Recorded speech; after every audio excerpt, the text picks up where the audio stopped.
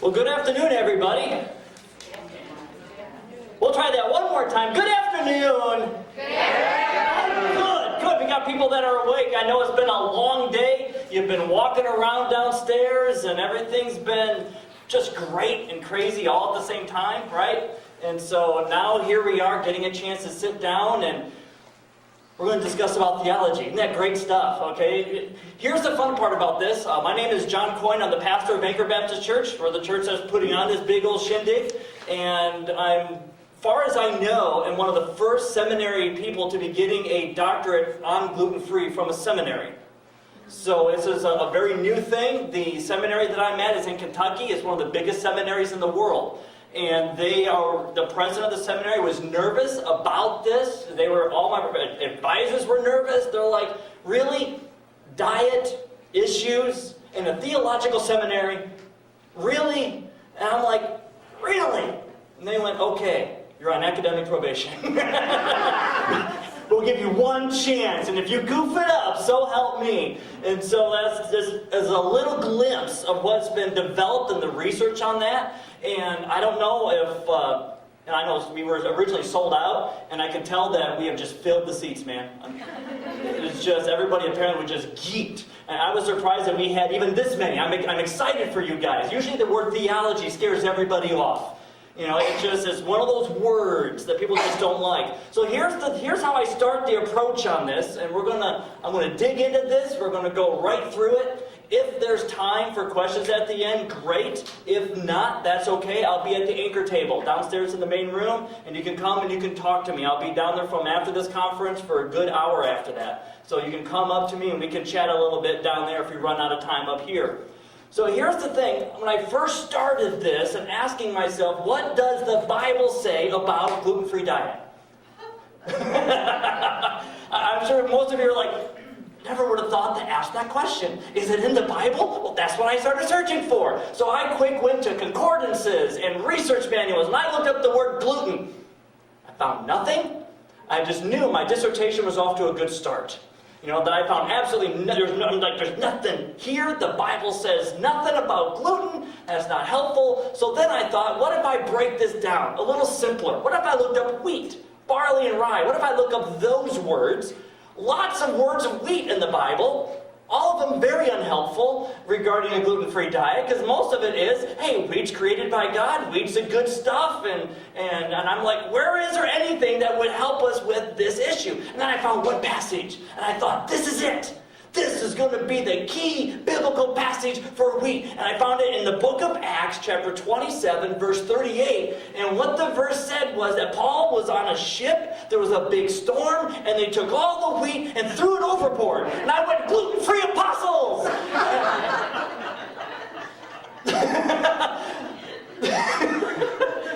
But then I read a few verses before that and found out they had a hearty meal before Genesis and everything. So that didn't work. So they threw the wheat left over that they didn't eat. So that kind of defeated that whole purpose. So then I decided, okay, we're going to have to go a different approach to this. We can't look up the word wheat. There's a lot of rituals and sacrifices and whatnot that, okay, great. You have to read a whole bunch of context, a lot of history manuals and commentaries to find out it's irrelevant.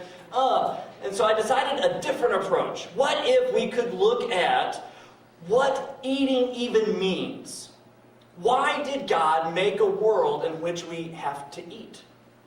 Why did He do that in the first place? And so that's one of the questions I went into. Why is it that God made food so that we have to eat? And I know you're going to say, well, duh, to sustain life. Before you go to that route, let me point out something. In the book of Genesis, death is a result of the curse upon sin.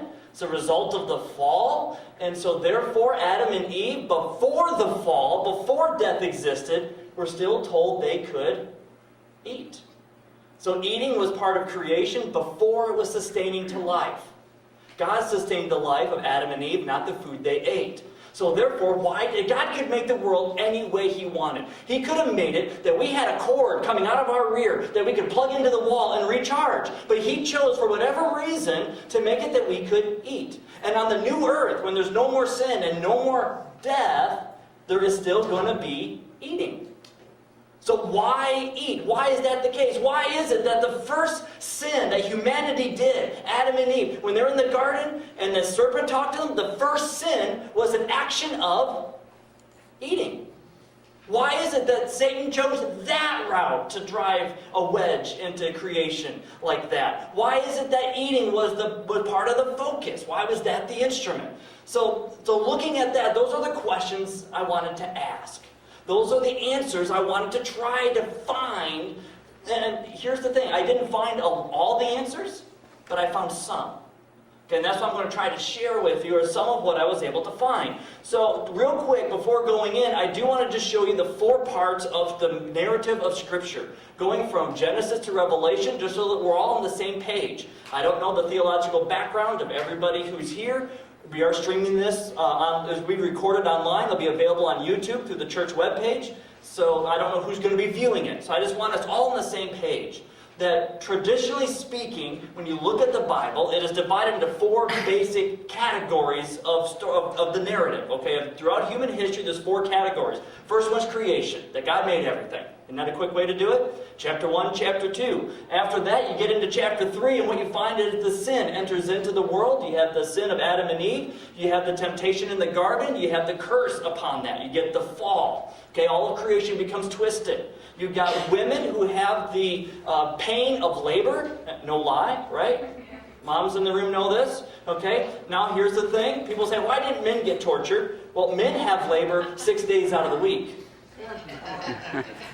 Okay, so men have this pain every day of the week, where women get it once a month, and then once every 9 months of pregnancies, okay? And so so we both have this labor pain issue that are going on. So that's part of the fall. So creation is corrupted and twisted, and everything is separated from itself. And so what God does is, within the breaking of everything and in the twisting and corruption of everything, He sends Jesus. This is part of the redemption cycle. This goes from Genesis 3 all the way through to Revelation. It's really well described by Paul in the book of Romans. So that's the reference I have here for you. Romans chapters 3 through 10. Described very well there in a good, clear, concise way, without having to read 5 or 6 books of the Bible, though I recommend reading those 5, 6 books of all the books of the Bible. But for a quick synopsis, these 7 chapters are great. And so within redemption, you got Jesus being sent to be the sacrifice on behalf of the sins of the world and humanity, that He dies on the cross, rises again, and will one day return to usher in a new kingdom, and His kingdom will dwell in full. And when that happens, that is called the consummation by some, called glorification, called restoration.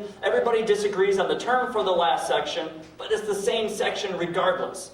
Okay, so I'm going to go with the term consummation, the making of the new heavens and the new earth, and everything is completed, everything's made in full, everything's brought together, everything is restored. So that's the 4 sections of Scripture, going from Genesis to Revelation and encompassing all of human history: creation, fall, redemption, and consummation, restoration.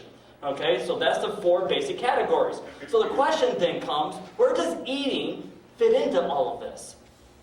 What happens? One of the things that I had learned when I was working on my master's degree was that you take an element of life and you thrust it into the story. You thrust it into the meta-narrative and ask yourself, is like dancing or alcohol or whatever it is, and you thrust it into the story and ask yourself, is this a product of creation or a product of the fall?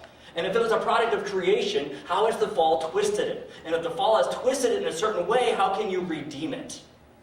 Okay, and if it's a product of the fall, is there any way to redeem it, to be able to move on with life after that? And that's how ministry can begin to function and how we can begin to evaluate life. So I took eating and I thrusted it into the story.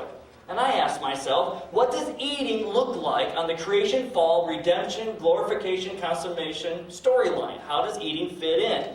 Okay, and so I noticed we'll have 4 questions and thoughts to ponder. I'm going to work with these points through the issue of questions for you, just so we can kind of ponder this through a little bit. So the first one is going to be, why make eating? Because that's the first question that came up. Why did God make eating at all? You know, it's interesting that He chose to do that He made it that we would have to eat. And so I followed the eating issue. I didn't get an answer just yet. I followed it, and I went into the fall, and I saw that, man, fall involves eating. I introduced with this, but just to get us on the same page here. The fall involved eating and involved food. Well, that's That's interesting. So I went to the next part. What does eating look like within redemption? And I noticed something. Every element of redemption involved food in some way. All the way. Think of it like this. When Moses was bringing the Israelites out of Egypt and through the wilderness, and God delivered them, what ended up getting set up? Something called the Passover. Okay, and the Passover was involving food. Okay, and all the rituals and all parts of the covenant were expressed in eating ways. And then you go into the New Testament, and then Jesus comes in. He calls himself the bread of life, sets up communion, which is a process of what? Eating. And then gets so bold in the Gospel of John to actually say, if you do not eat of me, you have nothing to do of me. I mean, he went real bold with it, ticked everybody off. It was a great passage.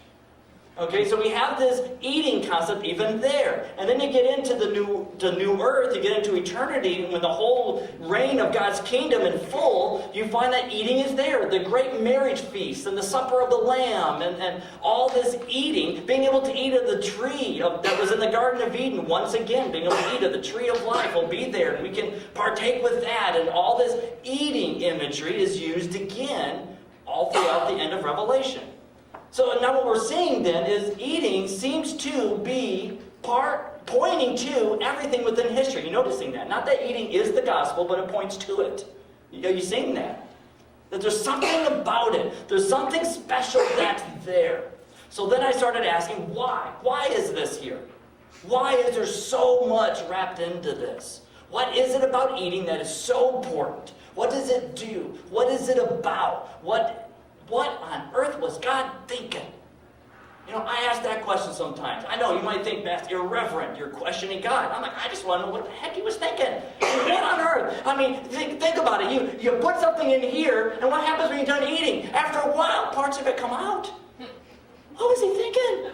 I mean, why? I never would have thought of that. I mean, now we got it's like the potato machine. There goes the potato, or the Play-Doh machine. There goes the Play-Doh, and everything comes. What?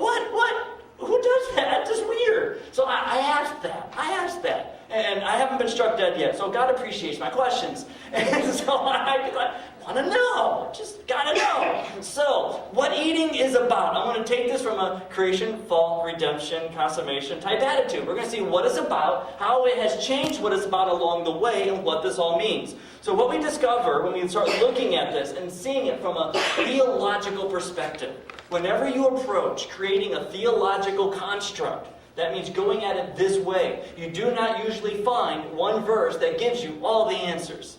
What you find is you have to create a theme and recognize a similarity or some type of a commonality amongst a theme throughout various verses or even passages or even various books of Scripture. And then from that theme, we can begin to build a picture. And that's what theology tends to be a lot about. It's trying to understand how do we talk about God, who is God, what does He expect, and why is all of this part of that picture. Okay, so that's what I'm going to try to build for you in the least complicated way possible. That's going to be my goal. So with the creation part, we notice this, that there's unity within community. That there is something about eating that builds up unity. Okay, and it builds up community, and that there's unity within that community. Because if you think about it, all throughout Scripture, there's this, when you invite someone over to your house to eat, you are offering them community and friendship. This is why the Pharisees got all ticked off when Jesus would go over to Matthew's house and have dinner with a bunch of sinners. And the Pharisees were like, dude, you're supposed to be some great teacher of the law, and you're at this house, you got jacked up camels in the front with their front legs doing this, you got Jay-Z music playing in the background, and a bunch of sinners in stiletto heels going, ooh, ooh, in the background, and you're there, Jesus? What's up with that? You should be hanging out with us people with the robes and the tassels, hitting ourselves with wood, going, oh, you know, what, why are you offering them friendship? Why do you want unity with them? Why do you want community with them? Okay, and that's why there's so much passion around Jesus' eating. Because it was about unity. It was about community. It was about being together like that. In a very odd way, eating is a lot like sex. No, I'm going to have to explain this one. Just surveying the crowd for anyone under the age of 12. Okay, so we're all adults. We can. Oh, there's one. Okay, keep focused. Okay, so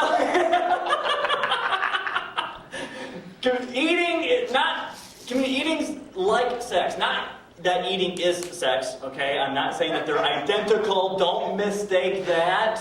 Although there is something special about biting down into a freshly chilled pumpkin pie. I'm telling you that. Anyway, but it's like that. In that, eating is one of those unique ways that we can relate to one another.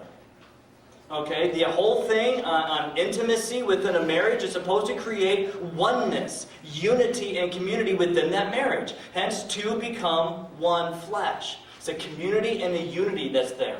And that eating does something similar, but not so restricted to just a husband and a wife.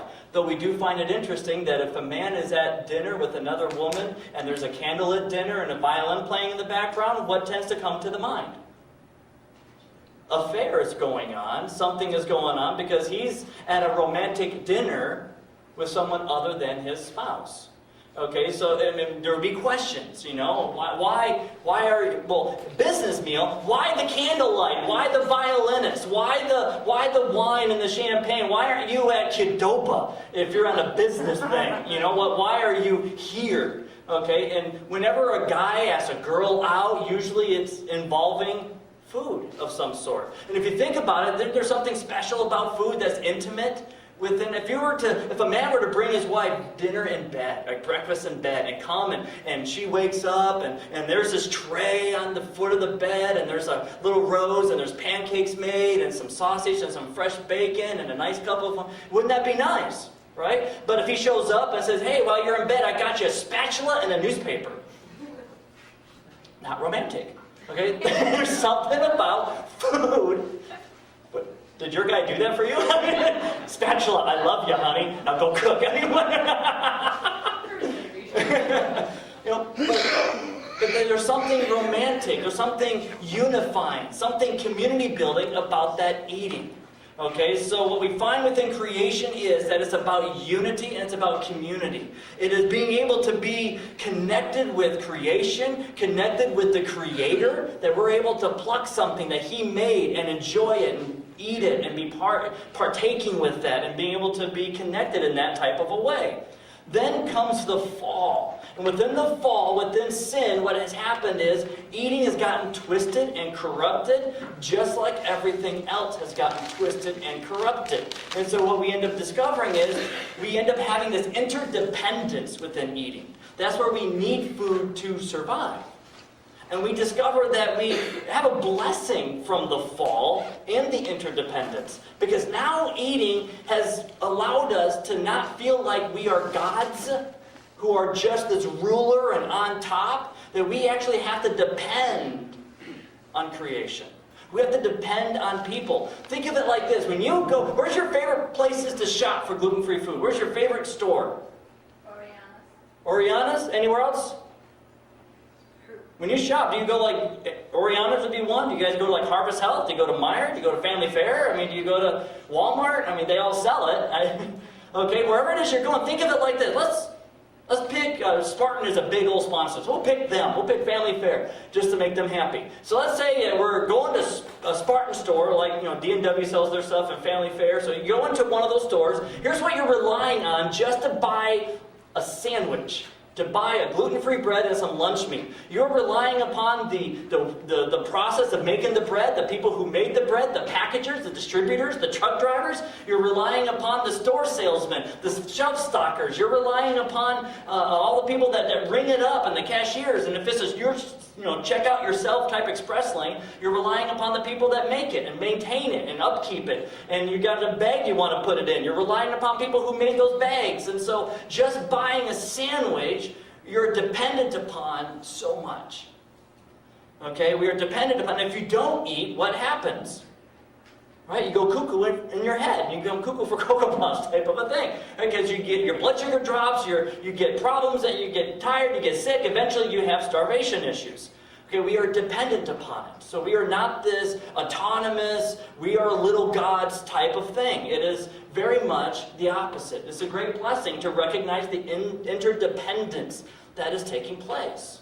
Okay, so we get that from the fall. And then from redemption, what we get, I'm a movie buff, and I love movies. I am geeked about seeing Star Trek this weekend. I am so going to be there. And so I'm a movie buff. And what I tend to find is in the redemption period, what we get are previews of coming attractions. Okay? And sometimes in a movie, the previews are the best part. Right? And the previews are what make it look good. And that's why I'm all excited about Star Trek, because the previews rocked. Right? I'm just like, oh, this Enterprise, it's falling. There's fire. There's a villain. I kind of see what happens. It's a preview of something coming, and I'm attracted to it. It's a preview of coming attractions, hence the whole term, right? And that's what the redemption is about. Not only is it about restoring things and offering forgiveness of sin, it is also about the coming of God's kingdom, where everything gets fixed and restored. And so we get to have previews of it now. Okay, on the new earth, nobody has to worry about gluten-free diet this or sugar that. We don't have to count carbs. Everything will be fine. Isn't that great? Okay, but we have to deal with not that now, but we get previews of it. We get previews of having a healthy eating habit now by going on certain diets. It's a preview of what it will be like. That's why our church got involved in this ministry, because we know on the new earth, no one's going to struggle with food. And so for right now, as a ministry, as a preview of coming attractions, we're trying to make the current struggle for food less. Okay, it's a preview of coming attraction. And that's what we find within the redemption when it comes to eating, is a preview of coming attractions. That we all have broken community. We all have it. We all have broken unity. We have that. You ever notice that in marriages, in friendships? It's not perfect. Right? Your friends aren't perfect. Anybody ever get in a shouting match with someone? You know, you just know that it was not an appropriate way to communicate. You got one person yelling, another person starts yelling. Next thing you know, you got people that are seeing who can talk the loudest, and he with the loudest voice wins, but nobody knows what was said. You know, and you get this big shouting match. Just this break within unity, break within community. Okay, and so what we get, though, with the redemption part of it, is we get glimpses of what it will be like when there is no sin on the earth. What it will be like when there is no corruption, no selfishness, no evil. And we get glimpses of that. So we get within our relationships moments of peace, moments of justice, moments of love, moments of.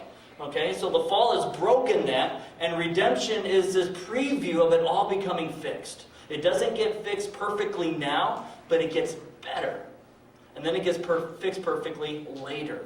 Okay, so that's what redemption kind of brings into it. And then the consummation part would be the completion of it all, the perfection of it all, the restoration of it all. Being able to eat what we want, when we want, how we want type of a thing. We don't have to worry about hypoglycemia. We don't have to worry about diabetes. We don't have to worry about celiac. And we don't have to worry about lactose intolerant. And so there's that hope of what is to come later. So when we look at the fall and all of what the fall has done, the fallout from the fall, I'd like to point out just a couple of things here for you. That one is twisted and corrupted creation. Here's the way of looking at it. We are all going to be disabled at one point in our life. Our bodies will all become twisted and corrupted at some point. Okay, it's already morally and ethically twisted and corrupted. You have to teach children how to share, not how to keep things to themselves.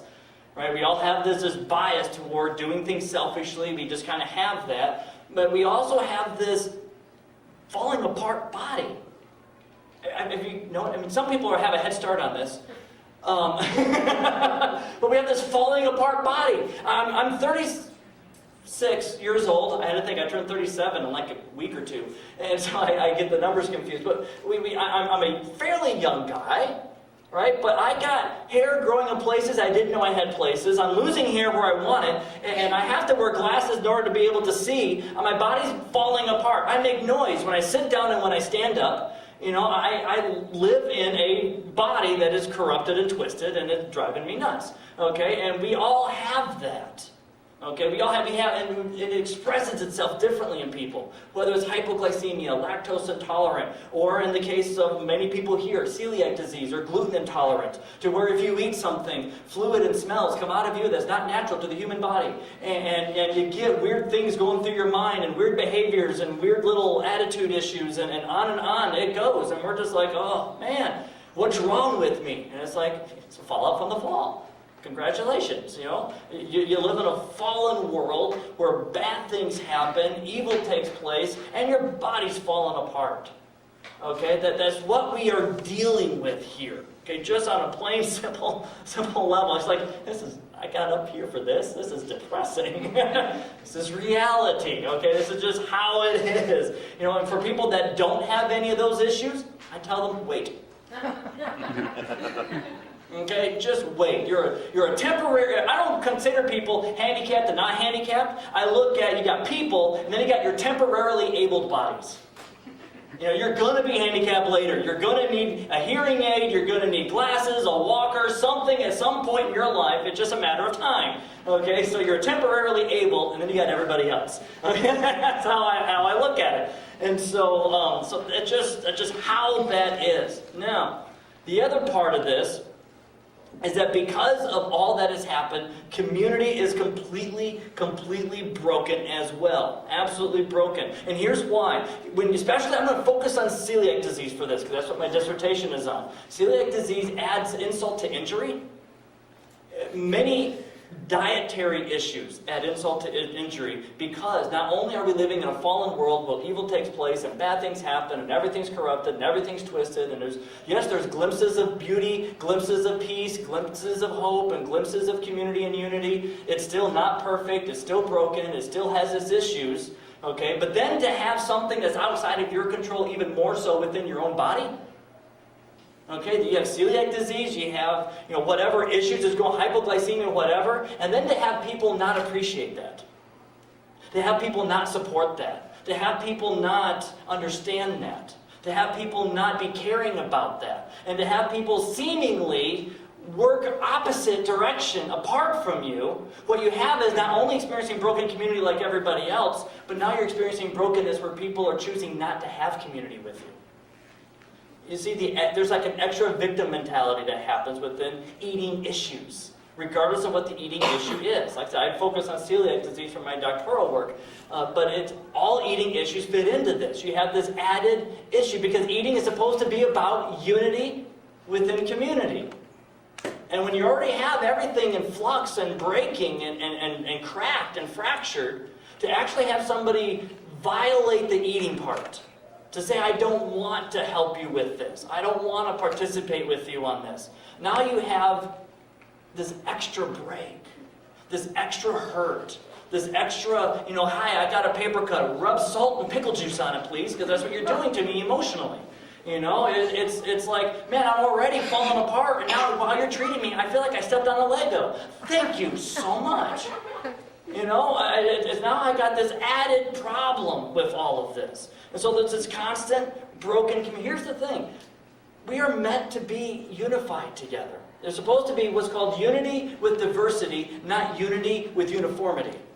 Okay, if you're taking notes or if you want to watch online, you can catch that phrase again. We're supposed to have unity with diversity, not unity with uniformity. Which means we have different, not everyone's supposed to, be weird and all like country music. We're supposed to have diversity within our appreciations and our preferences and whatnot. And so you have families who have, I like pizza, I don't like pizza, I eat gluten-free, I don't eat gluten-free. We have that diversity here within our lives in this world today. But there's supposed to be this unity with diversity, not unity with uniformity. And the reason we want uniformity is because we think that's the way to not feel alone. We think that if there's diversity, we'll still be alone. And usually within this unity, what the craving is just to feel heard and appreciated and valued. Okay, that's what we really are wanting with this unity thing, is to have that. And here's what happens. It is possible, people think that marriage fixes the unity problem, fixes the alone problem, and it is possible to be married and still feel very much alone. It is possible to be at a family gathering. Have you ever been to a family gathering? I go to family reunions. Man, I feel like a stranger at my own family reunion. There's like 30 to 80 people that'll show up, and I'm like, I know nobody. And you can be surrounded by people and still feel alone.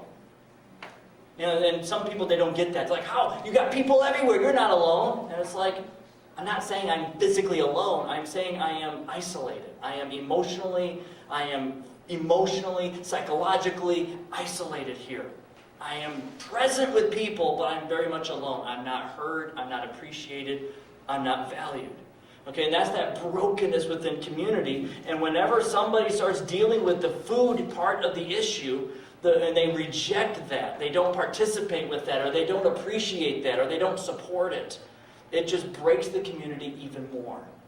And so that brings on then the next part is how do we deal with that part of the issue? Great, we got this understanding about why celiac diet is important. We understand why eating is important. That is about unity, it's about community. We know that it's broken and there's problems with it, but we can begin to work on the process of the redemption of it, and we know one day it'll be completely fixed. We understand that it's about interdependence, it's the opposite of pride. We aren't little gods, we are part of creation, we work with it. We got the foundation for it, but how do we deal with those relationships that are broken?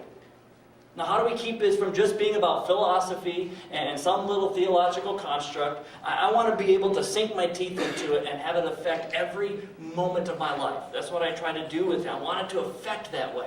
And so, how do we deal with resistance? And by resistance, I mean dealing with those individuals within our lives, often loved ones and co-workers, that are resistant to the diet. Not that they have to be on it, but they don't seem to support us who are. They aren't. Have you ever been to like a job and people know you're on the diet and they throw a big old party and you can't eat anything? They didn't even consult you. And if you had just known, you would have shown up with a little brown baggie bag and you would have been good to go. But no one had to tell you, like, but you knew I have a dietary issue. But you're just one person amongst a company of 24, so we had to think about the greater good. Well, fine, let me know, and I will come prepared. There's that resistance. Or there's maybe married people who are dealing with a divided kitchen. Where you got gluten-free here and gluten over there, and you almost just want to take the duct tape and make a line that kind of goes, and you say, good, here's what you do. You cook on that side, and so help me, if your flour dusts over the other side here, I'm taking it to the octagon, and we're going to go UFC on you. You don't let it, and we have all these massive resistance and battles within the homes. How can we, from an informed theological perspective, from that foundation, use that to help us with our resistance issues? Okay, that's where I want to take this, and then we'll be done for this part of the conference. Okay, so point number one, before getting into my cool little outline, I just want all of us to be on the same page here again. Can you change another person? Can you control another person? No. But doggone it, we try. we try to come up with clever arguments. We try to come up with clever rhetoric. We try to speak loud. And my mom, when she wants to control what I did as a kid, she would... She wrinkles. She looks like a Barbie doll where you just with the thumb in the face. She just crunches all up. It's like, and I just know at that moment she's growing to be 7 foot tall, and she's getting a golden W on her chest for whooping, and a golden belt's coming out of the sky, and she's gonna just make me pass out and miss the whole weekend. I just know bad things are coming, because she's like, you're gonna do it different, and you're gonna do it now, and I'm just, as a kid, be like, hey, what are you gonna do about it? And you just know, an attitude like that, bad things are coming. You try to control, and we've had, I can tell some of you have strong-willed kids. You know what I'm talking about. You're like, man, if I could just have a remote control. I wish there was an app for my child. I could just, boop, oh, they're different. Yes! I wish they would come out with, but you cannot control other people. Okay, you can influence, you can persuade, but you cannot control. Who can you control then? Yourself. There it is. Yeah, yourself. So what I'm going to try to do is, when dealing with resistance, I'm going to put all the burden upon you guys, instead of upon those who are giving you resistance. Okay, that's the approach I'm going to take to it. Since we cannot change or control the people given resistance, we can change and influence how we respond to resistance. And I tend to notice throughout my experience, throughout my time, throughout my research, I have a master's degree in counseling, and my doctorate has a lot of that built into it as well. I have noticed that if you start changing yourself over time, what begins to happen is the relationship dynamic begins to change. It might not become exactly what you want, but it will become a preview or a glimpse of what you hope it to become. Okay, so that's what I'm going to try to work with here with you, is on those type of tools. So number one, I like to just remind people to be very mindful of your vocabulary. And be very, very mindful of your vocabulary. Try to avoid the phrase or the words, gluten is bad, or that food is bad. Okay, because wheat, barley, rye are not evil things. They do evil things in your body. But they are not evil things. God made them. They're part of creation. God called it good. And if He called it good, that's good enough for me. You know, and I also, by the way, just a little side note, for those of you, I don't like veggies. And I have a theological foundation for this. If God buried them, who am I to dig them up?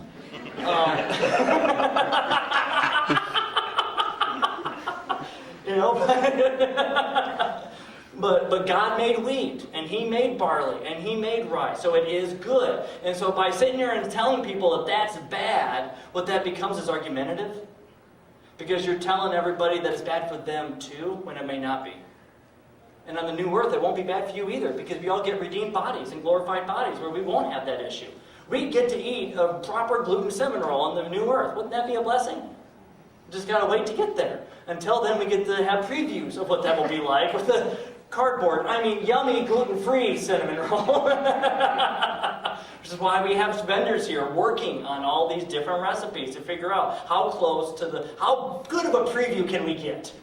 You know, that's kind of our goal with the diet. How good of a preview can we get? We have to be mindful with our vocabulary. You know, maybe using phrases like, I'm unable to eat that. Or I like to say when someone says, hey John, you want a bite of this?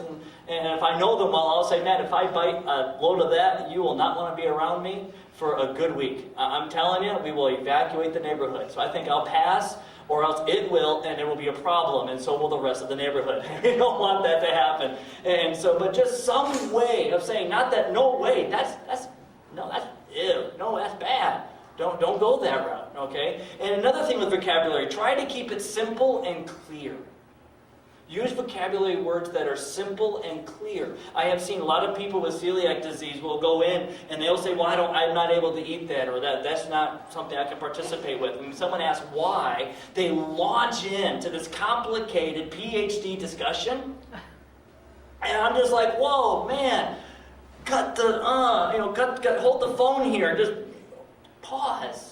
Wow, that's just so much information. Try to be simple and clear. And I know this is going to offend everybody here. I don't care. We're all going to leave here in just a minute, and you can yell at me later. I actually like to use the word, you know what, I'm allergic to that. Now, I know it's not an allergy.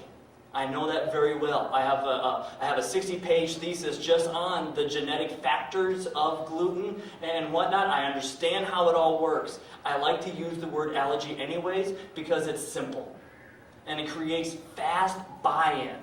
People may not understand celiac disease. They might not know all these words, but they do understand allergic to. And at least they'll say, oh, okay, I didn't know. And they're okay with it. It lowers the resistance level right away. Okay, so I like to use that. Now if they ask more information, I will share with them, well, it's not necessarily an allergy as it is a genetic issue. Let me tell you a little bit about it. That's if they want more. Then I'll go back, I'll correct, and I'll move forward in a good way. But for a real simple issue, like I'm at the restaurant, and I ask, do you have a gluten-free menu? They say, would you have like an allergy to something? I say, yes. That's yes. And they say, okay, we'll deal with that. Thank you. You know, I'm not going to get into it. I want it simple, I want it clear. I've also ever since doing my research, found out that there is actually gluten that celiacs can eat. There is potato gluten that is perfectly fine. That wheat, barley, and rye is not the only gluten. And so gluten-free is a misnomer and has a little problem with this terminology because you look in the back and you'll find that there are some gluten that are perfectly fine for celiacs to eat. It's wheat, barley, and rye, and in some cases oats that are very much the problem. Okay, and so I tend to say I'm allergic to wheat, barley, and rye. So that way I'm simple and I'm clear. Okay, so that's what I try to work with my vocabulary. So just be mindful about it. Ask yourself, how are people hearing this? What words could I use that will be simple and clear, that they will at least have quick understanding and quick buy-in? Okay, here's the second one for you. Be mindful about your tone and about your attitude. Okay, here's what I mean by this. Make your diet a positive experience for other people instead of a hindrance.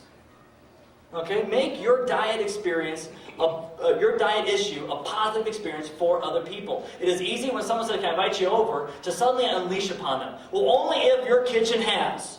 Only if you've got a certain type of fan that spins in a counterclockwise direction that for 2 days prior to my arrival to make sure that any floating flour in the air is vacuumed out of your kitchen and into the neighborhood. And then after it has dissipated into the air, 2 days after that, I don't want to walk up to your door going, "I smell gluten," and we make it a big burden upon people. I know you guys aren't that extreme, but you get the idea that we make it a burden upon other people. Okay, and the goal is try to make it not a burden type of an issue.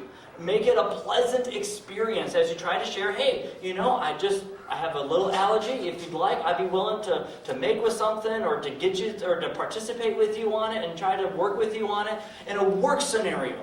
Okay, just last year, I'm doing my doctorate in Kentucky, and I had to go there for my seminars, and I got an email from the head of the program, and he said, "All students in the seminars, we're having a big old breakfast. Everybody's welcome. We're having time together. We're going to have a great time." Okay, cool. Guess what's not going to be there? Something I can eat. That's what's not going to be there. I know this. Now I can choose to get mad about it. I can say, "My professor knows better.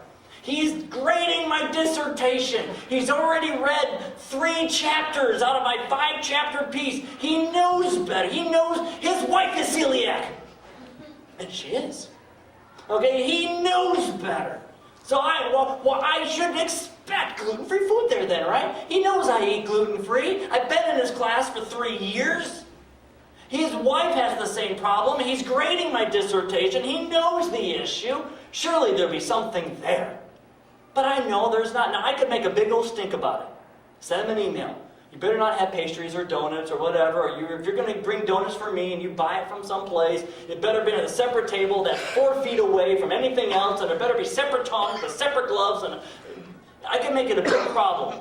Or I can choose to eat beforehand and then show up with maybe like a little snack or something in my pocket and see if there's anything there that I can eat.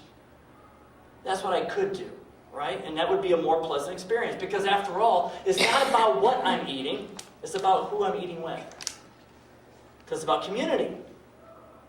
Right? So if the goal is to be with other people in the seminar there, then fine. It doesn't matter if we're not eating the same thing. So there's a diversity in the menu. So I have to bring something. Whoop-de-doo. I'd rather the sacrifice be on my part. I'd rather the burden be on me than to be on them. I will bring something. I will bring something that I can eat. I will eat beforehand because it's about the people, not about what I'm eating. It's not the menu, it's the interaction with everybody. Okay, so I get there, and there's all these, yep, sure enough, gluten donuts. Man, they were looking good. There was cinnamon rolls, there was all this stuff. I'm like, "Oh, look at that, that's a breakfast pizza. Isn't that just great?" And then the professor came up to me and he put his arm around me and said, "John, I want to let you know we were thinking about you. I got a bowl of fruit over here for you." I was like, I could say, "Gee, thanks." Everybody's here eating Long John with custard filling. And I get to eat a melon. That's the same. And I could make a big stink about it. Or I could say, "Man, that was so thoughtful. Thank you." Fill up my plate with some fruit, sit down, and enjoy community. And here's what's cool. They had never, he did at least remember. And so it's about community. Okay, it's like a couple that fight over a menu of which restaurant to go to. Do you want to go here? Do you want to go there? Let me tell you something, guys. You want to win brownie points with your girlfriend or with your wife? Just tell her, "You know what? I'll go to my restaurant, get to go. You go to your restaurant, get it to go. We'll go to a picnic. We'll go to a park. We'll have a picnic together." Because it's not about what I eat. It's who I'm eating with that counts. And she will go, "Aww." Okay? Guys like, "That's corny." Happily married. Corny works, okay? And it's true. It's about the community. So be mindful about your tone and your attitude when it comes to everything that you're dealing with here. And then third one, here's a very important one. This will be our last one, because we're going to be running real quick on time here. I have found consistency to be better than intensity. Here's what I'm referring to by this. I had a lady call me from the state of Washington, and she said, I wonder if I could talk to someone about your gluten-free ministry that's on your webpage. And I said, well, the pastor here, and yeah, I would love to talk to you about it. She's like, oh, good. How do I convince my pastor to have a gluten-free ministry at our church? And I already know that if somebody's calling somebody on the other side of the country to try to convince their pastor, there's already a rub happening. Okay, and I'm like, well, what have you done before? She said, well, I went into him. I went up to his office, knocked on his door, and he said, come in. And I came in and I said, hey, we have people in our church with schizophrenia and autism, and if you get them on this diet, they will be cured. I'm like, yeah, you're going to have resistance on that. And she's like, why? Why doesn't he believe me? Like, because you're about intensity. You're not being consistent about just being simple with it. Consistency is better than intensity. Rather, here's what tends to happen when there's resistance. A lot of times people will go very intense, and they will become very heavy. Very heavy. I'm not talking about weight. I'm talking about the attitude here. They'll become very heavy about it. They'll be like, well, I got to eat this way, because if I don't, I stink up the house, my gut won't digest the nutrients right, I will eventually starve myself, and I'll die. Is that what you want? You want a dead husband? Do you want a dead wife in your house? Do you want dead kids? Is that what you want? Is that how you want our meal to be? To have everybody be dead? Do you want the dog to be all by himself with one leg kicking because no one's here to feed him? Is that what you want? And the other people are like, man, yeah, right now. You're right. The house will be happier. And we get very intense, and we get this argument, and we lay down like, well, let me show you research. And I've seen many wives do this. They'll say, hey, I got a book for you to read. And it's like that thick. And it's written at like some type of PhD level with words I didn't know existed. Like, read this book. I think you'll understand why we all need to be eating this way. We get this massive Dr. Jekyll, Mr. Hyde moment. And it's just really, really intense. And rather than being intense, be sacrificially consistent.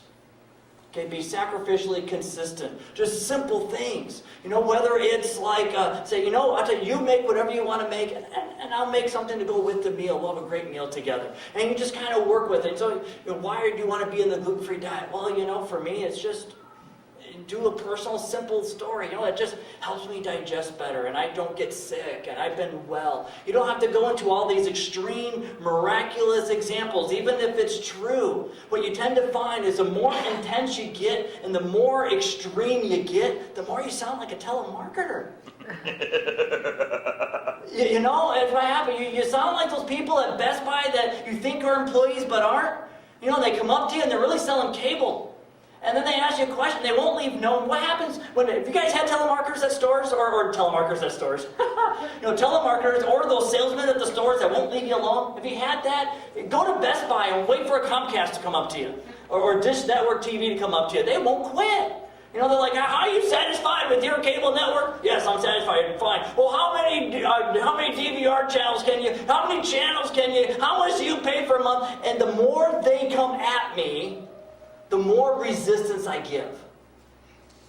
Okay, and that's the paradox.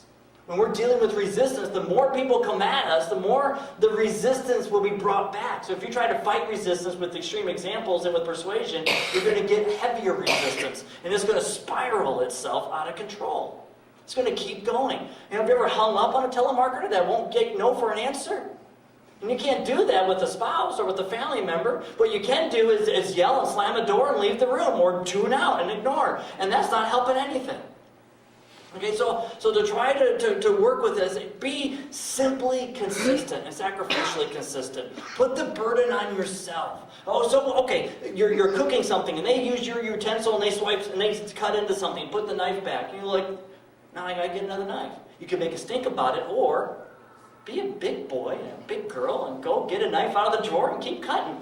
So you got a dirty knife and you got to get another knife. You have to walk the 5 feet to your drawer. Oh my word, all 5 feet to get to the drawer to get another knife. It's okay. Why break unity? Why break community over that? And I'm telling you, the more consistent you are with that sacrificial lifestyle, the more that the resistance will begin to decrease. The more that it will be about the community. The more it will be about the relationships. And you know what happens when the relationship begins to flourish like that? You begin to really care about helping the other person be better. You really care about taking care of the other person. And then you start finding that people might start sacrificing for you. It might just happen that way. Martin Luther called this whole attitude the theology of the cross, where Jesus was on the cross, and it was that he sacrificed himself so that others might flourish. And that we should follow that example, to sacrifice ourselves to help others flourish, not sacrifice everybody else to help us flourish. Okay, so those are just some beginning tips to being able to deal with resistance here for you as we deal, because it's going to be an ongoing battle. It really, really, it's been fun watching you guys. I'm going through these. People are like nudging each other and pointing at each other, and they're laughing and they're snickering, and people going, "Oh, stink," you know. And it has been fun because this hits right at home. We're going to deal with this constantly. And if we can begin to see that, this is how God made eating. This is why he made eating. It is about unity within community. It's not just about the menu. And we can just build community together. We'll find that everything begins to become more pleasant, rather than a constant resistance of struggle. Okay? We can work with that together. No, we can. So, on that note, I will meet you guys downstairs, and we'll be able to have questions if you have any. I know that the next conference is supposed to be starting here very soon. So thank you guys for coming.